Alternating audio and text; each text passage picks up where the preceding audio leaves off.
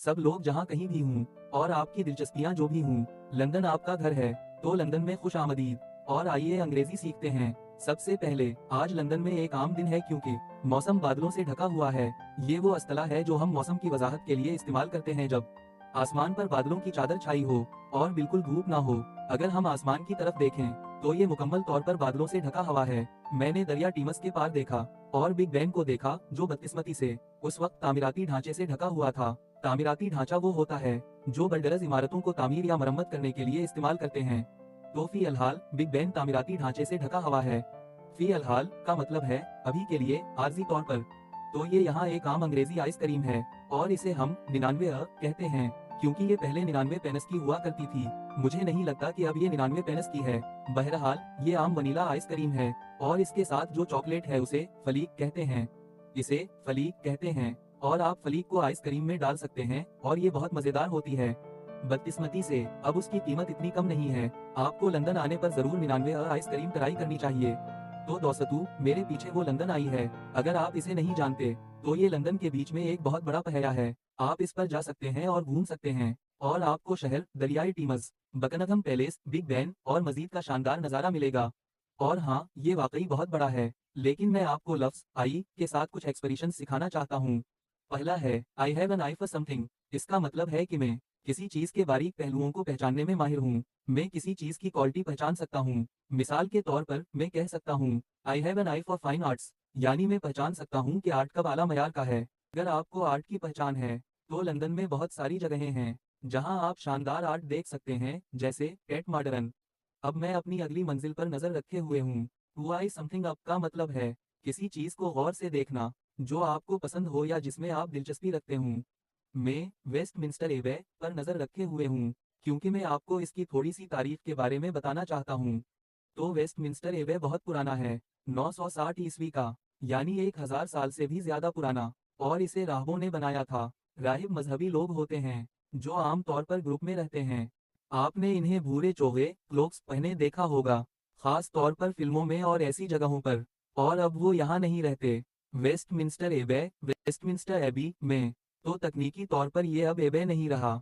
जब वेस्टमिंस्टर एबे बनाया गया था तो ये एक जजीरा था जिसे थोनी आइलैंड कहा जाता था। ये दरियाई टीमस का एक जजीरा था और अब ये जजीरा भी नहीं रहा। लेकिन इब्तिदा में ये वाकई एक जजीरा था, जो काफी दिलचस्प बात है। एबे से पत्थर की दूरी पर, यानी बिल्कुल करीब, सेंट जेम्स पार्क है। जब हम कहते हैं कि कोई चीज पत्थर की दूरी पर है, इसका मतलब है कि ये बहुत करीब है। अक्सर लोग जब लंदन के बारे में सोचते हैं तो वो आलूदगी और बहुत ज्यादा भीड़ का तस्वुर करते हैं।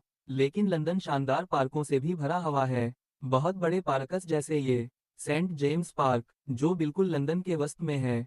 हम लंदन के ऐन दरमियान हो सकते हैं, लेकिन ऐसा लग रहा है जैसे हम देही इलाके में हैं। जब आप कहते हैं कि कोई चीज ऐन दरमियान में है तो इसका मतलब है बिल्कुल मरकज में। तो हम जानते हैं कि हम लंदन के ऐन दरमियान में हैं। पार्कस भी कुदरत और जिंदगी से भरपूर हैं, जहां आपको मुख्तलिफ कस्म के परिंदे मिल सकते हैं, जैसे बतख और सफ़ेद हंस। यहाँ आप एक सफ़ेद हंस देख सकते हैं जो तकनीकी तौर पर मलका की मलकियत है। बरतानिया में तमाम हंस मलका की मलकियत समझे जाते हैं, यानी वो मलका के हैं। मलका की बात करते हुए हमारा अगला स्टॉप बकिंघम पैलेस है। तो ये है बकिंघम पैलेस और बकिंघम पैलेस के ऊपर आप बरतानवी झंडा देख सकते हैं। लेकिन हम उसे आम तौर पर ब्रिटिश फ्लैग नहीं कहते, बल्कि उसे यूनियन जैक कहा जाता है। जब यूनियन जैक झंडा लहरा रहा हो तो इसका मतलब है कि मलका पैलेस में मौजूद नहीं है। इसके बाद मैंने मलका के गार्ड्स देखे जो बकिंघम पैलेस की सिक्योरिटी के लिए होते हैं। और मैंने ये भी नोट किया कि पैलेस के इर्द गिर्द बहुत ज्यादा पुलिस मौजूद थी। जैसा कि आप अंदाजा लगा सकते हैं, बकिंघम पैलेस के इर्द गिर्द कई पुलिस अफसरान तैनात होते हैं। लेकिन बरतानवी इंग्लिश में पुलिस अफसरान के लिए कुछ और अल्फाज भी इस्तेमाल होते हैं, जैसे कापर्स, जो पुलिस के लिए एक सुलीग लफ्ज है। मिसाल के तौर पर, मैंने डकैती के बारे में कापर्स से बात की। उसी तरह एक पुराना लफ्ज है ओल्ड बल, लेकिन ये ज्यादा इस्तेमाल नहीं होता। अब मैं कोवेंट गार्डन की तरफ जा रहा हूँ। कहीं जाने को हेडिंग कहा जाता है। कोवेंट गार्डन एक बेहतरीन जगह है जहां आप लाइव शोज देख सकते हैं और इंग्लैंड का रिवायती खाना खा सकते हैं। मैं यहाँ एक पाई खा रहा हूँ जो स्टीक और कड़नी पाई कहलाती है। ये इंग्लैंड की सबसे रिवायती पाई है।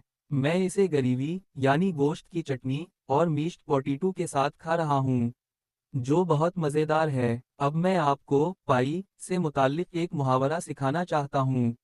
हमल पाई खाना, इसका मतलब है अपनी गलती तस्लीम करना और माफ़ी मांगना। मिसाल के तौर पर, मुझे अपनी इंग्लिश क्लास में स्पेलिंग की गलती करने पर हमल पाई खानी पड़ी और माफ़ी मांगनी पड़ी कि माजरत दोस्तू, असातिज़ा भी गलतियां करते हैं। अब मैं ट्यूब पर जा रहा हूँ, जो लंदन के ज़ेर ज़मीन मेट्रो सिस्टम को कहते हैं, और मेरी आखिरी मंजिल है टावर ब्रिज। मेरे पीछे आप टावर ब्रिज देख सकते हैं, और मैं आपको एक मुहावरा सिखाना चाहता हूँ। पल बनाना, यानी गैप को ख़त्म करना। इसका मतलब है दो चीज़ों के दरमियान फासिला ख़त्म करना। मिसाल के तौर पर, अगर आप इंग्लिश के दरमियानी दर्जे के स्पीकर हैं और एडवांस्ड बनना चाहते हैं, तो आपको दरमियाने और एडवांस्ड दर्जे के दरमियान पल बनाना होगा और अगले लेवल पर जाना होगा। इस गैप को ख़त्म करने के लिए क्या किया जा सकता है? मेरा ख्याल है कि हमेशा इस ज़बान की सकाफ़त में दिलचस्पी लेना फ़ायदा मंद होता है, जिसे आप सीख रहे हैं। अगर आप ब्रिटिश इंग्लिश सीखना चाहते हैं तो बरतानवी सकाफ़त में दिलचस्पी लेना अच्छा है। लंदन आएं, और जब आप किसी चीज़ में दिलचस्पी लेते हैं तो इसे सीखना हमेशा आसान होता है। तो दोस्तों, हम लंदन के इस सबक के इख्तिताम पर पहुंच गए हैं। हमने कुछ अहम मकामात और पुरकशिश जगहें देखें, लेकिन सच बताऊं तो यहाँ देखने